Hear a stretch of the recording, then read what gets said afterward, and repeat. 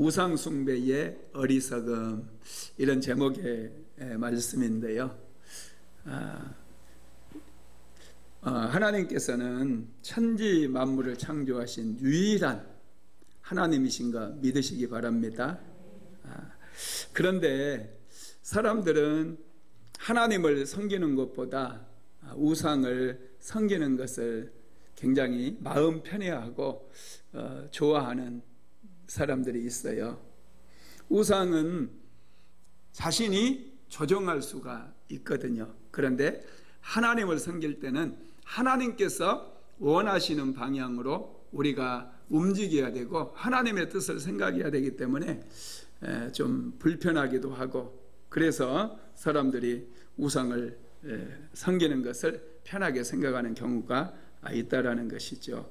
여러분, 그렇지만은 축복 중에 최고의 축복은 하나님을 알고 하나님을 섬기는 것인 줄 믿으시기 바랍니다. 하나님을 아는 것만큼 중요한 건 없어요. 하나님을 아는 것만큼 우리에게 유익이 되는 것은 없습니다.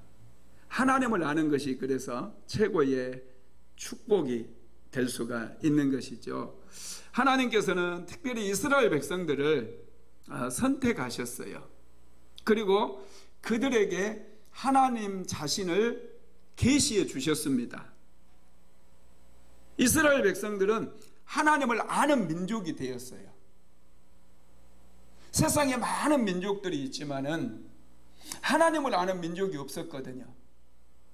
그런데 하나님께서는 친히 이스라엘 백성들에게 찾아오셔서 자신을 계시해 주시고, 그걸로도 모자라서 선지자들을 보내서 말씀도 주시고 하나님이 어떤 분인가에 대해서 가르쳐 주시기도 하고, 많은 혜택을 이스라엘 백성들에게 주셨다는 거예요. 그리고 애굽 땅에서 그들을 인도하셔서 이제 광야로 이끄시고, 하나님께서 친히 시내산에서 그들에게 모습도 보여주시면서 하나님의 영광을 보여주시면서 모세를 올라오게 하고 시내산에 올라오게 하고 말씀을 주시면서 이스라엘 백성들과 언약을 체결하게 만들었던 거죠.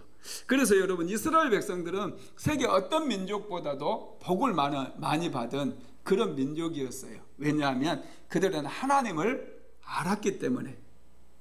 그런데 그들이 분명히 여호와만을 자기의 하나님으로 삼고 여호와만을 하나님으로 그들이 경배하겠다고 약속을 했지만은 많은 시간이 지나면서 이스라엘 백성들은 하나님에 대해서 그들은 소홀히 하게 되어지고 하나님을 잊어버리게 됩니다.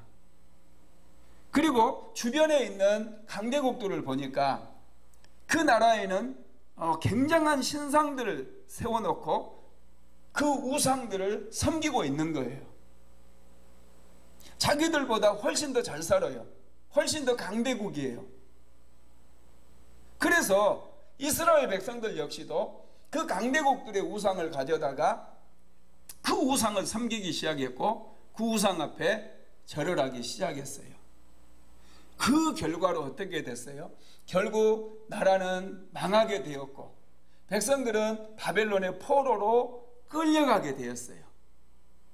하나님께서는 바벨론의 포로로 끌려간 그 백성들이 많은 고난을 겪으면서 깨닫기를 원했어요. 사람은요, 모든 게 풍족하고 그러면 하나님께 기도하지도 않고 하나님을 찾지도 않습니다. 모든 게 다 갖춰지고 모든 게 다 충만한 사람들은 하나님을 찾을 생각을 안 해요. 원래 사람이 그렇습니다. 그래서 하나님께서는 이스라엘 백성들을 고난의 불못불 속에 던져버린 거예요. 그랬더니 그들이 극심한 고통 속에서 하나님을 찾기 시작하고 그들이 하나님의 말씀을 다시 연구하기 시작하는 거예요. 그래서 그들이 다시금 하나님을 알게 되어지고, 그때 하나님께서는 이제 이스라엘 백성들에게 소망의 말씀을 주시잖아요. 지난주에 우리가 살펴본 말씀을 보면은요, 이사야서 44장 3절 같은 경우도 보면은 2절부터 보면은 너를 만들고 너를 모태에서 지어낸 너를 도와줄 여호와가 이같이 말하노라. 나의 종 야곱 내가 택한 여수로나 두려워하지 말라. 나는 목마른 자에게 물을 주며 마른 땅에 시내가 흐르게 하며 나의 영을 내 자손에게 나의 복을 내 후손에게 부어주리니 그들이 풀 가운데서 솟아나기를 시냇가에 버들같이 할 것이다. 이런 말씀들을 하나님께서 고통당하고 있는 이스라엘 백성들에게 주시면서 그들에게 소망을 주신 거예요. 그리고 나서 이제 은혜를 약속하셨고 소망을 약속했잖아요. 축복을 약속해 주셨잖아요. 그리고 나서 하나님께서 지금 이 고통당하고 있는 이스라엘 백성들에게 주신 말씀이 오늘 또 본문 말씀이거든요. 이게 우상 숭배가 얼마나 위험한 일인지, 얼마나 그게 무익한 일인지에 대해서 이스라엘 백성들에게 말씀을 해주고 있습니다. 그러면 여러분, 왜 우상 숭배가 어리석은 일일까요? 첫째는요, 허망하고 무익한 일이기 때문이라는 거예요. 한번 읽어봅시다. 이사야서 44장 9절에서 10절까지입니다. 우상을 만드는 자는 다 허망하도다. 그들이 원하는 것들은 무익한 것이거늘 그것들의 증인들은 보지도 못하며 알지도 못하니 그러므로 수치를 당하리라. 신상을 만들며 무익한 우상을 부어 만든 자가 누구냐. 아멘. 여러분, 우상은 사람들이 만드는 건데 이 우상은 아무리 섬겨도 무익하다는 거예요. 유익이 되지 않는다는 거예요. 무익하다는 것은 전혀 도움이 안 되고 이익을 줄 수 없는 걸 무익하다고 그러잖아요. 우상은 아무리 열심히 섬기고 그 우상의 제단에 아무리 많은 재물을 올려놓고 아무리 많이 우상 숭배를 한다 할지라도 그것은 무익한 일이라는 거예요. 우리 동네에 이제 딸만 많이 있었는데요, 아들 하나를 낳으려고, 딸이 9인가 그랬는데 아들 하나 낳으려고 그 어머니가 얼마나 이제 우상을 섬기고 막 그 무당이 가르쳐 주는 대로 아들 낳으려면 이렇게 해야 된다 그러니까 그 추운 그 겨울에도 엄동설안에도요 이 고무신 하나 신고 멀리 있는 우물까지 가가지고 그 우물을 길어다가 막 이렇게 빌고 막 그런 분이 있었거든요. 지극정성으로 정말 소문이 났어요, 동네에. 자, 그래가지고 정말 어떻게 해가지고 이제 막내가 아들이 하나 낳았어요. 딸 계속 딸만 낳았었는데 그렇게 했어도 손이 귀한 집이라 뭐 5대 독자라고 그러고 그 아들이 5대 동안 한 명밖에 없는 그런, 하여튼 어떻게 해가지고 막내가 9번째인가 10번째 태어난 애가 아들이었어요. 그러면 여러분, 그렇게 공들여서 낳은 아들이면은 이제 그 아들이 좀 잘 되고 그 아들이 아주 성품도 좀 유하고 비범한 인물로 좀 태어나야 되잖아요. 아이고, 그런데 걔가요 지금 우리 저보다 1살 아래인데 정말 사고 뭉치더라고. 사고 뭉치. 전에 한번 제가 말씀드렸는지 모르겠는데 초등학교 1학년 때 우리는 다 이제 책보자기를 메고 다녔어요. 그 시골이다 보니까 가방을 들고 다니는 애는 정말 몇 명 안 됐어요.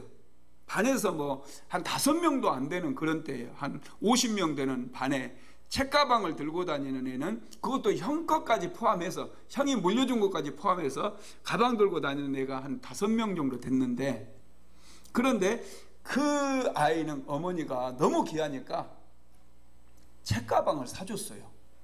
와, 내가 봐도 엄청 부러운 거예요. 새 책가방에다 책을 탁 넣어가지고 이렇게 딱 가는데, 근데 이 친구가 딱 하루 책가방을 가지고 가가지고 돌아오는 길에 칼을 사가지고 그 책가방을 쫙쫙 찢어버려요. 나눠주지. 아까워 죽겠는 거예요, 저는. 그래서 물어봤어요. 야, 너 왜 책가방 찢어버리냐? 그랬더니 엄마한테 등에 매는 책가방 사달라고 그랬는데 손으로 들고 다니는 책가방을 사줬다는 거예요. 그래서 그거 찢어버린. 이 어린 놈이 이거 어렸을 때부터 내가 알아봤다니까. 그렇게 해서 태어난 그 뭐 공을 들여가지고 이제 낳았다는 아들이라고 그러는데, 그렇게 여러분 망나니가 되더라고요. 아주 사고 뭉치였어요. 돈도 엄청 많이 들어갔어요. 왜 돈 들어갔을까? 괜히 다른 사람 때려가지고 다치게 해가지고 여러분 이런 일들이 시골에 가면 은근히 좀 많이 있습니다. 하여튼 우상숭배는 여러분 무익해요. 그렇게 해서 아들이 태어난들 무슨 의미가 있겠습니까?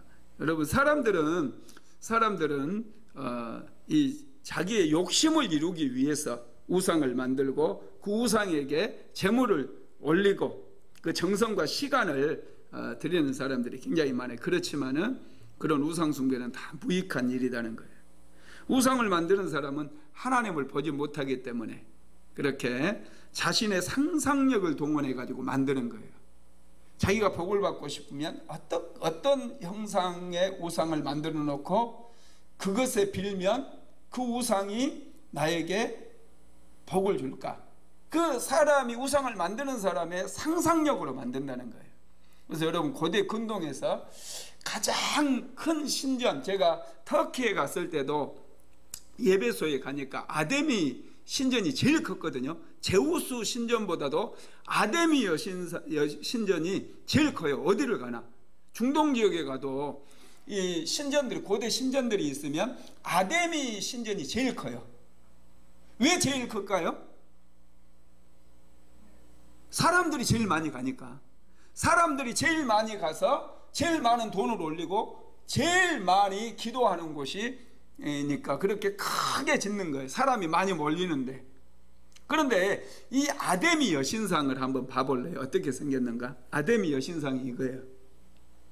여러분 이게 뭔 줄 아세요? 여기 풍선처럼 이렇게 볼록볼록 이렇게 해놨잖아요. 이게 뭐 같아요? 이게 여신이거든요. 아데미는 여신이에요.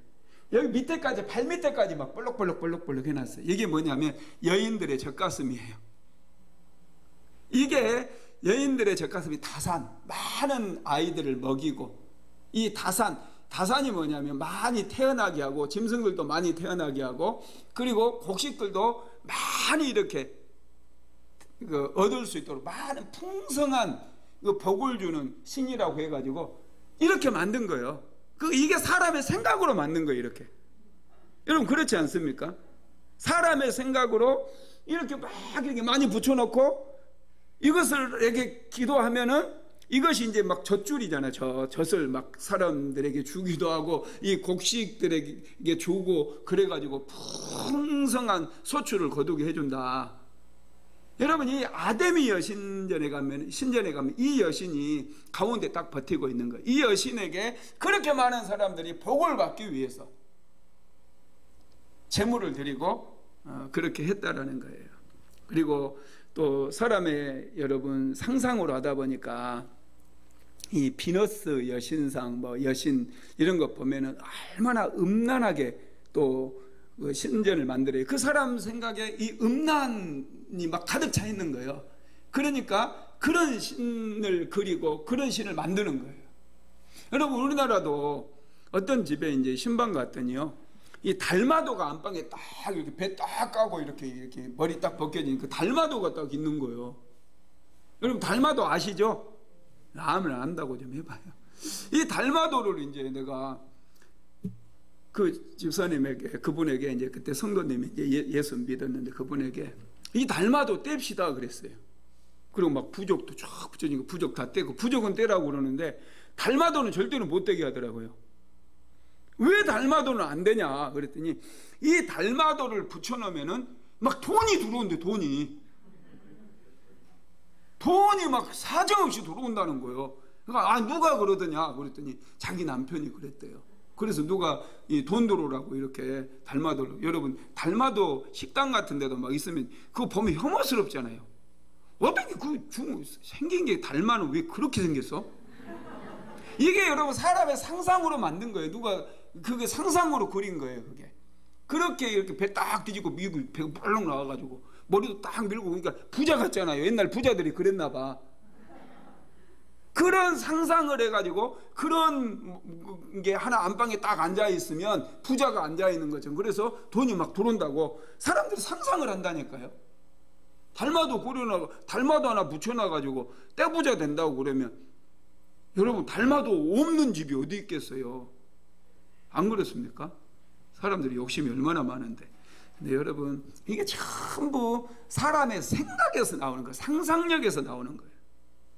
이런 사람이 그린 그림 하나 갖다 놓는다고, 저런 사람이 깎아 만든 그런 신상 하나 갖다 놓는다고 우리 인생이 변하겠느냐는 거예요. 뭔가 좋은 일이 일어날 수 있겠습니까? 전혀 그게 아니라는 거예요. 여러분, 하나님을 사람이 눈으로 볼 수 없으니까 많은 우상 숭배하는 사람들은 이런 우상들을 막 상상을 하는 거예요. 어떻게 하면 나에게 좀 도움을 줄 수 있는 그런 신을 좀 만들까? 여러분, 그렇게 사람들이 상상을. 그래서 하나님께서 이스라엘 백성들에게는 뭐라고 말씀하셨어요? 신상을 만들지 말라고 그랬잖아요. 한번 읽어봅시다. 출애굽기 20장 3절에서 4절 같이 읽어봅시다. 너는 나 외에 다른 신들을 내게 두지 말라. 너를 위하여 새긴 우상을 만들지 말고, 또 위로 하늘에 있는 것이나 아래로 땅에 있는 것이나 땅 아래 물속에 있는 것을 어떤 형상도 만들지 말며 그것들에게 절하지 말며 그것들을 섬기지 말라. 아멘. 너를 위하여. 그러니까 사람이 자기를 위해서 우상을 만든다는 거예요. 너를 위해서 새긴 우상을 만들지 말라, 이렇게 말씀했어요. 왜냐하면 우상은 전부 무익하고 허망한 거예요. 내 욕구를 채우기 위해서 사람들이 만드는 놓은 것일 뿐이라는 거예요. 아무리 그것에게 찾아가서 여러분 그것에게 복을 달라고 요구해도 시간 낭비일 뿐이고요, 인생 낭비하는 것일 뿐이라, 무익하다는 거예요.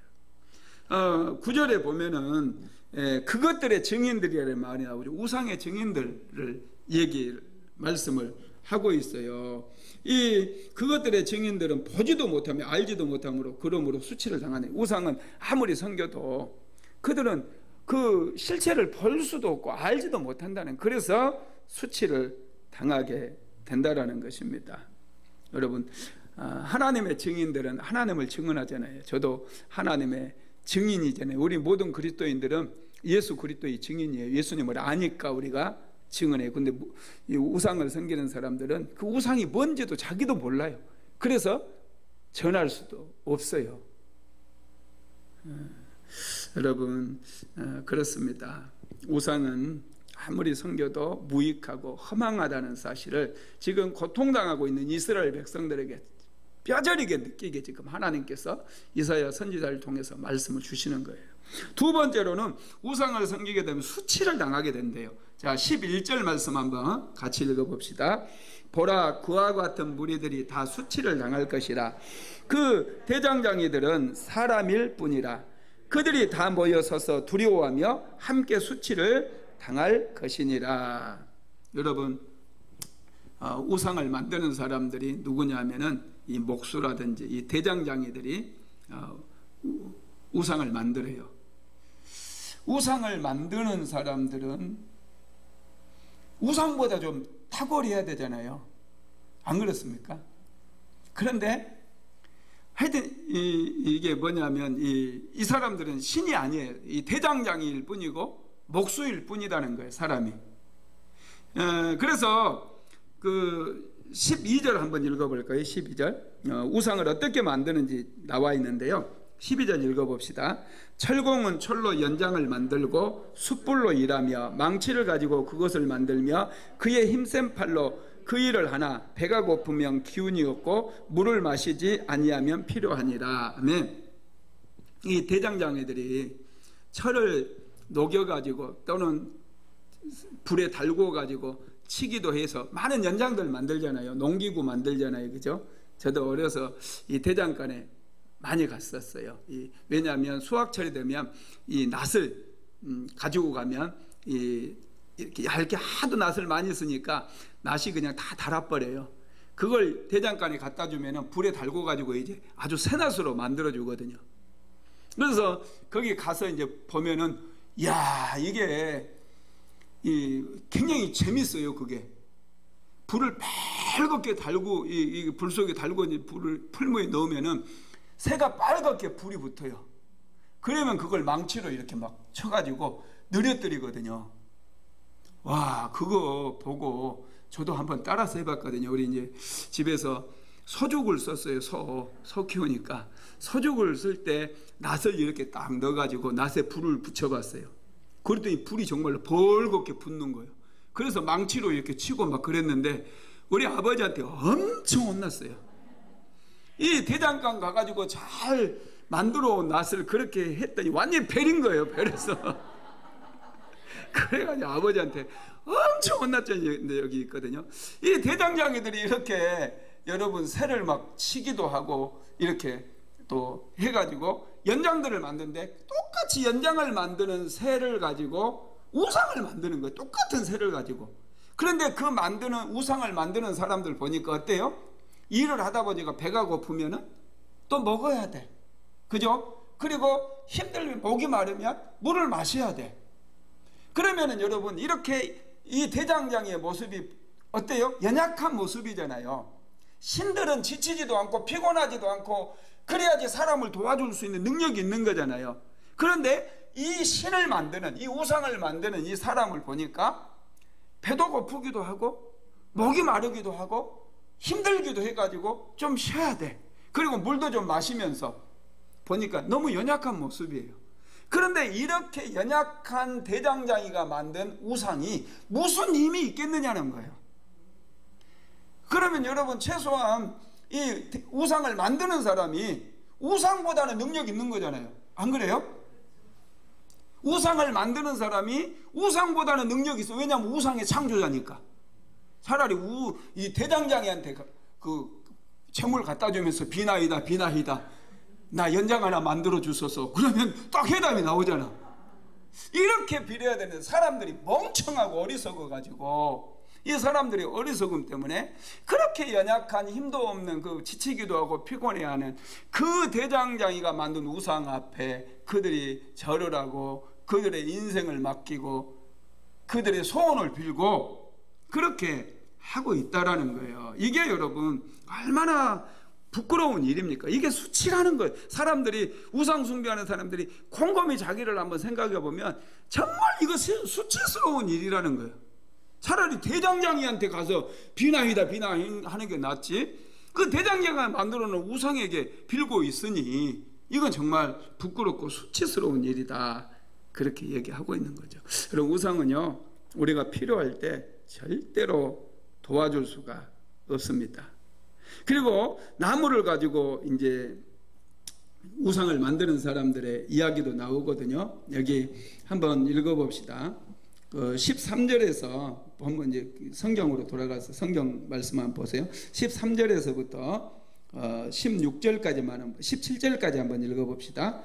목공은 줄을 들여 재고 붓으로 긋고 대패로 밀고 곡선자로 그어 사람의 아름다움을 따라 사람의 모양을 만들어 집에 두게 하며 그는 자기를 위하여 백향목을 베며 드리산 나무와 상수리 나무를 취하며 숲의 나무들 가운데서 자기를 위하여 한 나무를 정하며 나무를 심고 비를 맞고 자라게도 하느니라. 이 나무는 사람이 땔감을 삼는 것이거늘 그가 그것을 가지고 자기 몸을 더럽게도 하고 불을 피워 떡을 굽기도 하고 신상을 만들며 경배하며 우상을 만들고 그 앞에 엎드리기도 하는구나. 그 중에 절반은 불에 사르고 그 절반으로는 고기를 구워 먹고 배불리며 또 몸을 덮게도 하여 이르기를 따뜻하다 내가 불을 보았구나 하면서 그 나머지로 신상 곧 자기의 우상을 만들고 그 앞에 엎드려 경배하며 그것에게 기도하여 이르기를 너는 나의 신이니 나를 구원하라 하는도다. 여러분 사람이 이렇게 여러분 우상 숭배하는 사람이 이렇게 어리석다는 거예요. 그 나무 가지고 떡도 만들어 먹고 똑같은 나무 가지고 고기도 구워 먹어. 그런데 그 나무로 우상의 형상을 만들어 놓고 그 나무에게 막 빈다는 거예요. 경배하면서 예배를 드리면서 당신은 나의 신이니 나를 구원하라 막 이렇게 한다는 거예요. 나에게 복을 달라 뭐 이렇게 한다는 거예요. 그리고 우상 숭배가 이렇게 어리석은 거다. 지금 이 나무들은 나무로 만든 신상은 아무 능력도 없고 땔감으로 쓰던 그런 나무 토막에 불과하다는 거예요. 하나님께서 나무 토막 절에 그 부처상들 나무로 만든 거잖아요. 그건 땔감에 불과하다는 거예요. 그래서 교회에서는 사실 아무 형상도 하나님께서 만들지 말라고 그런 거예요. 교회는 그래서 아무것도 없습니다, 형상들이. 그 다음에 세 번째로 우상 숭배하게 되면 마음이 어두워져서 미련하게 되기 때문이라는 거예요. 18절 말씀 한번 읽어봅시다. 그들이 알지도 못하고 깨닫지도 못함은 그들의 눈이 가려서 보지 못하며 그들의 마음이 어두워져서 깨닫지 못합니다. 아멘. 사람들 우상을 섬기게 되면 눈이 가려지고 영이 가려져 버린다는 거예요. 그래서 깨닫지를 못해요. 사람이 바보가 된다는 거예요. 여러분, 우리나라를 한번 생각해 보세요. 우리나라가 나라도 빼앗겨 버렸잖아요. 조선시대 여러분, 우리나라도 우상 숭배가 굉장히 했어요. 우리 민족이 지금 전 세계에서 IQ가 두 번째가라면 서러울 정도로 IQ가 높아요. IQ로 따지면 우리나라가 세계 2인가 그래요. 굉장히 높아요. 우리나라가 106인가 그래. 평균 IQ가. 그런데 그런 좋은 머리를 가지고 있는데도 그 머리 나쁜 애들한테 나라를 빼앗겼어요. 우리보다 훨씬 나쁘거든요. 그런 애들한테 나라를 빼앗겼어요. 왜냐하면 우상 숭배 때문에 그래요. 바보들이 된 거예요. 망할 짓을 골라서 하는 거예요. 그러다가 여러분, 이 땅에 기독교가 들어오면서 교회가 대한민국 방방곡곡에 막 세워지고 교회가 부흥하면서 사람들의 정신이 돌아오기 시작해요. 지혜가 열리고 막 지식이 열리고, 그래서 지금은 전 세계에서 여러분 얼마나 우리 대한민국 사람들이 대단한지 몰라요. 세계적인 경제학자들도 있고요, 세계적인 과학자도 있고요, 세계적인 예술가, 뭐 피아노면 피아노, 바이올린이면 바이올린, 뭐 정말 뭐 올림픽 같은 거 해도 우리나라가 뭐 세계 뭐 10번째 안에 누르고 그러잖아요. 대단하지 않나요? 이 작은 나라에서. 기독교가 들어오면서 사람들의 정신이 돌아오는 거예요. 정신이 막 깨어나기 시작하는 거예요. 우상을 섬기게 되면 여러분, 이 마음도 어두워지고 총명이 어두워져요. 그래서 그들이 알지도 못하고 깨닫지도 못하면 그들이 눈이 가려서 보지 못하며 그들의 마음이 어두워져서 깨닫지 못함이라, 이렇게 얘기했어요. 여러분, 우상 숭배자들의 특징은요, 영적으로 어두워져 있기 때문에 온전한 생각을 할 수 없어요. 하나님을 생각하려고 해도 잘 안 되는 거예요. 우상에게 딱 묶여버리기 때문에 그렇다라는 것이죠. 하나님께서는요, 사람들에게는 이 사고력이라고 하는 걸 주셔서 기억력과 사고력을 주셨거든요. 사고력은 뭐냐면 생각하는 능력이에요. 무엇을 생각하는 능력을 주시냐면, 나는 누구인가. 여러분, 우리 한 번씩 살면서 한번 생각해 보세요. 난 누구지? 나는 누구인가? 내가 왜 살지? 내가 어디에서 왔지? 나중에 어디로 가지? 이런 생각해요, 안 해요? 여러분, 많이 해야 돼요. 그래야지 믿음이 더 돈독해져요.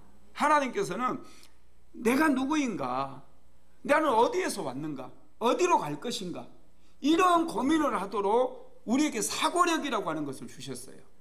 그러면은 우리가 인생 살면서 막 밥 벌어먹고 산다고, 돈 번다고 막 정신없이 그렇게 살면 안 되고, 열심히 일해서 돈도 벌어야 되는데, 그래도 가끔씩 나는 누구인가에 대해서 좀 생각해야 돼요.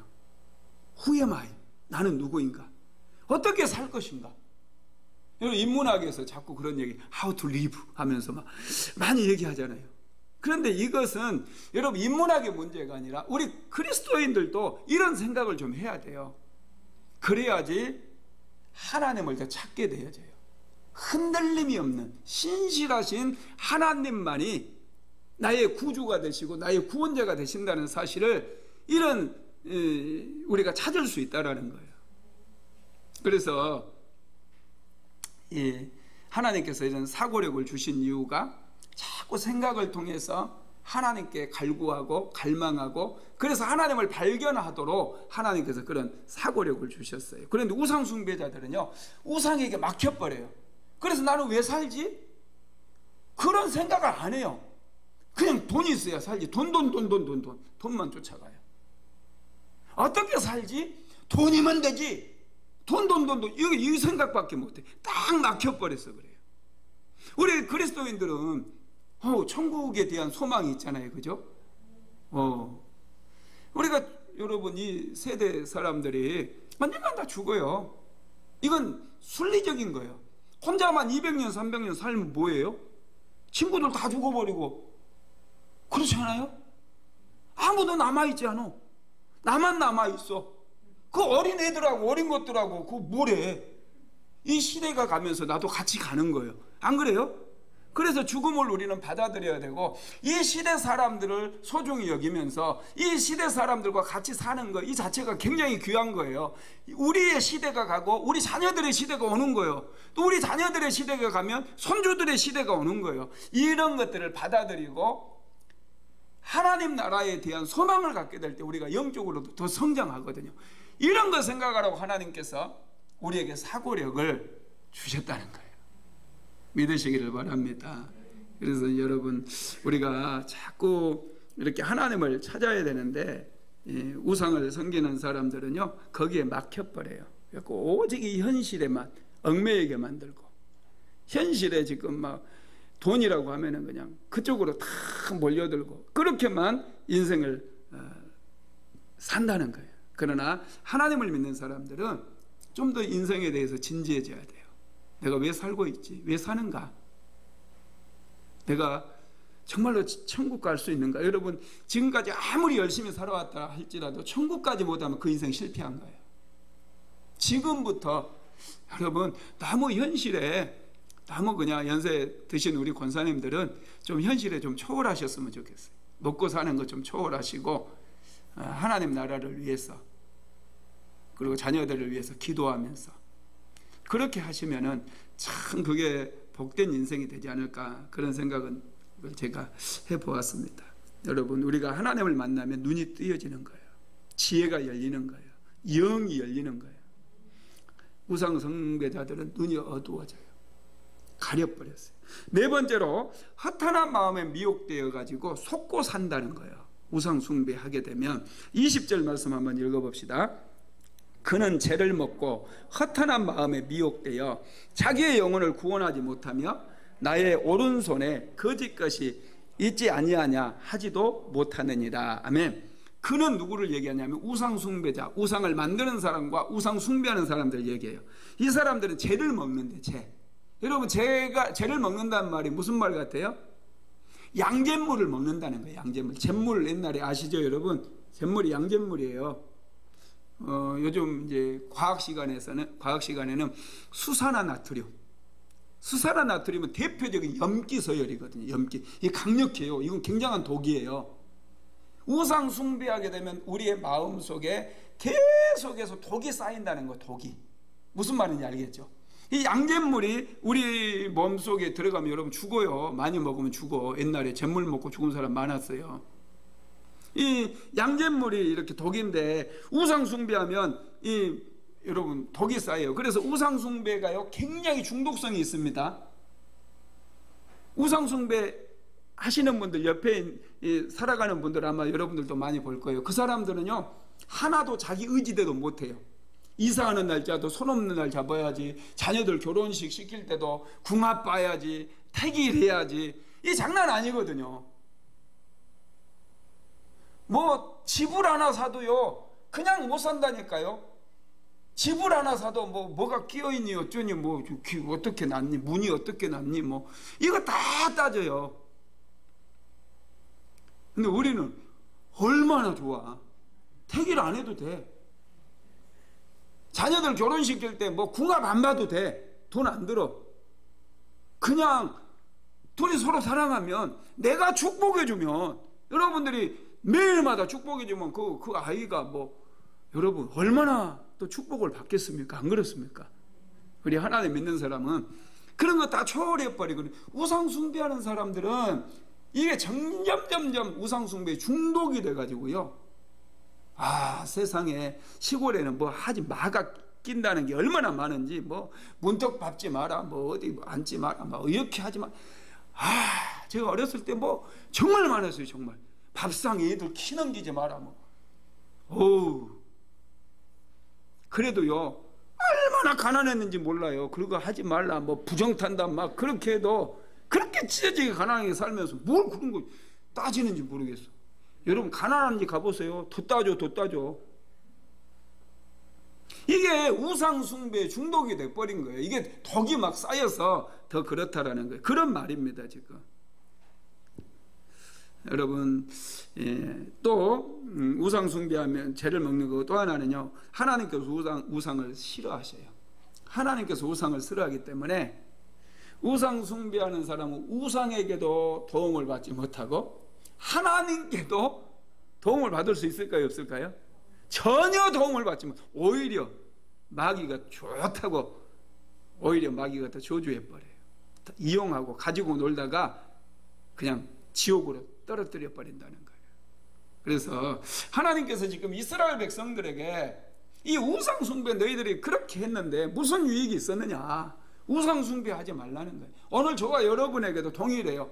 오늘날 돈이 우상이 된 사람들 너무나 많아요. 자녀가 우상이 되기도 하고 일이 우상이 되기도 하고 나도 모르게 내 욕망을 이루기를 원하고 내 욕구를 충족시킬 그런 것들을 우리가 추구하게 되면 그런 것들이 우상이 될 수 있다는 거예요.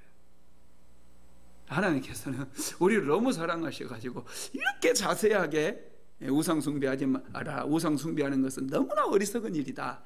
이렇게 우리에게 말씀을 해주고 있다는 거예요. 그러면서 이스라엘 백성들에게 회개하고 돌아오라고 그랬어요. 우상 숭배했던 거 회개하고 돌아오래.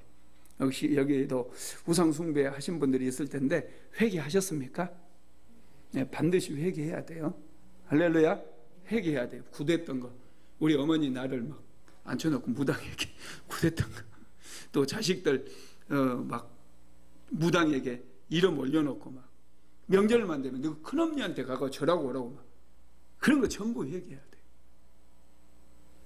옛날에 단골레가 그랬잖아요. 지가 큰언니 행세하면서 눈이 가려지니까 막 그렇게 우상 숭배를 하고. 하나님께서는 그 백성들에게 회개하고 돌아오라고 말씀을 하시면서 회개하고 돌아오기 위해서는 어떻게 해야 되는가에도 말씀해 주셨어요. 첫째는요, 하나님께서 구속했음을 너희들을 선택하셨고 구속했음을 기억하라는 거예요. 자, 21절로 22절 읽어봅시다. 야곱아 이스라엘아 이 일을 기억하라. 너는 내 종이니라. 내가 너를 지었으니 너는 내 종이니라. 이스라엘아 너는 나에게 잊혀지지 아니하리라. 내가 내 허물을 빽빽한 구름같이 내 죄를 안개같이 없이 하였으니 너는 내게 돌아오라. 내가 너를 구속하였습니다. 하나님께 지금 돌아오라고 말을 그렇게 강조하시잖아요. 몇 번씩 반복하시잖아요. 우상 숭배에서 이제 돌아오라는 거예요. 나에게로 오라는 거예요. 우상이 너희들의 눈을 멀게 하고 너희들의 몸에 독이 쌓이게 만드는 거 아니냐. 그러니 이제 나에게로 돌아와라. 그러기 위해서는 내가 너희들을 선택했고 너희들을 구속, 너희들 값을 주고 내가 샀다라는 것을 너희들이 알아라는 거예요. 놀랍죠? 하나님께서 저와 여러분을 이 지독한 우상 숭배에서 건져주셨어요. 구속해 주시고 예수 믿게 하시고 우리를 구원해 주셨어요. 하나님의 자녀가 되게 만들었다는 것, 이게 축복인 줄 믿으시기 바랍니다. 두 번째로는 하나님을 기뻐하고 노래하라고 그래서 23절 읽어봅니다. 여호와께서 이 일을 행하셨으니 하늘아 노래할지어다. 땅의 깊은 곳들아 높이 부를지어다. 산들아 숲과 그 가운데 모든 나무들아 소리내어 노래할지어다. 여호와께서 야곱을 구속하셨으니 이스라엘 중에 자기 영광을 나타낼 것이미로되. 아멘. 찬양하라는 거예요. 이제 하나님을 여러분 기뻐하시기 바랍니다. 하나님께서 저와 여러분을 구속하셨어요. 건져내 주셨어요. 우상 숭배의 그 깊은 수렁에서 우리를 완전히 건져내 주시고 하나님의 자녀 삼아 주신 거예요. 그러니 여러분 찬송하시기 바랍니다. 하나님께 경배하고 찬양하는 저와 여러분 되시기를 바랍니다. 세 번째로 예언의 말씀을 믿음으로 받고 소중히 여기라고 그래서 26절에서 28절까지 같이 읽어봅니다. 그의 종의 말을 세워주며 그의 사자들의 계획을 성취하게 하며 예루살렘에 대하여는 이르기를 거기에 사람이 살리라 하며 유다 성읍들에 대하여는 중건될 것이라. 내가 그 황폐한 것들을 복구시키리라 하며 기쁨에 대하여 이르기를 마르라.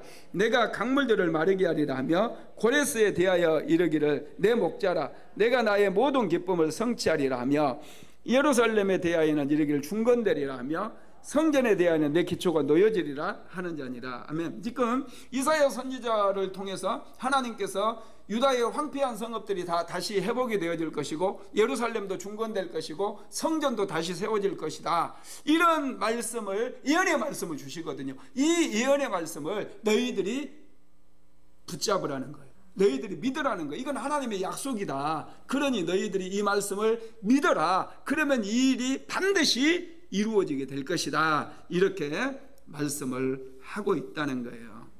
여러분, 정말 하나님은 놀랍지 않습니까? 정말 놀라운 분이에요. 하나님께서 선지자를 통해서 이스라엘 백성들의 회복에 대해서 예언을 했어요. 그 예언이 이제는 이스라엘 백성들이 믿기만 하면 다 믿은 대로 성취가 될 거라는 거예요. 이건 미래에 오지 않는 일임에도 불구하고 그들이 믿으면은 그 일이 반드시 이루어진다는 거예요. 하나님의 약속이 그래요. 저와 여러분도 우리 사모가 어떤 분 간증 듣고 얘기하는데, 어떤 그 학원 강사인데요, 그분은 걱정을 안 한대. 그래가지고 눕기만 하면 3초 만에 잠이 든대요. 왜 걱정을 안 하느냐? 보통 사람의 시간은 과거, 현재, 미래 이렇게 흘러가잖아요. 그런데 우리 그리스도인의 시간은 미래를 끌고 와서 현재를 산다는 거예요. 그래서 그 말이 맞아요. 믿음은 바라는 것들의 실상이잖아요. 여러분들의 기도 제목이 있잖아요. 기도 제목이 지금 현재 내가 기도하고 바라면 반드시 이루어짐을 믿으시기를 바랍니다. 역사가 일어나요. 그렇게 해서 아무 걱정하지 말라는 거예요. 지금 이 이사야 선지자가 하고 싶은 말이 딱 그 말이거든요. 이런 약속이 미래에 하나님께서 이루실 그런 약속이지만 너희들이 이것을 믿기만 하면 너희들의 시대에 이런 일들이 이루어지게 될 거라는 거예요. 어떤 은혜를 받기 원합니까? 어떤 축복을 받기를 원합니까? 여러분, 그거 지금부터 매일마다 하나님 앞에 나와서 기도하고 구하십시오. 그러면 반드시 이루어지는 거예요. 어떤 문제가 있습니까? 하나님께 올려드리고 그 문제 해결해달라고 기도하라는 거예요. 그러면 해결돼 버려요. 이런 역사들이 얼마든지 여러분 이루어진다는 거예요. 그게 이제 이사야 선지자를 통해서 오늘날 우리에게도 주시는 말씀이라는 것이죠. 여러분, 그렇습니다. 지금 고레스 왕이 나오는데요, 이 바사 왕 고레스는 이사야 선지자가 활동할 시대로부터 150년 후에 태어나는 사람이에요. 이사야 선지자는 고레스 왕을 봤을까요? 못 봤을까요? 보지를 못했어요. 왜냐하면 150년 뒤에 태어나거든요.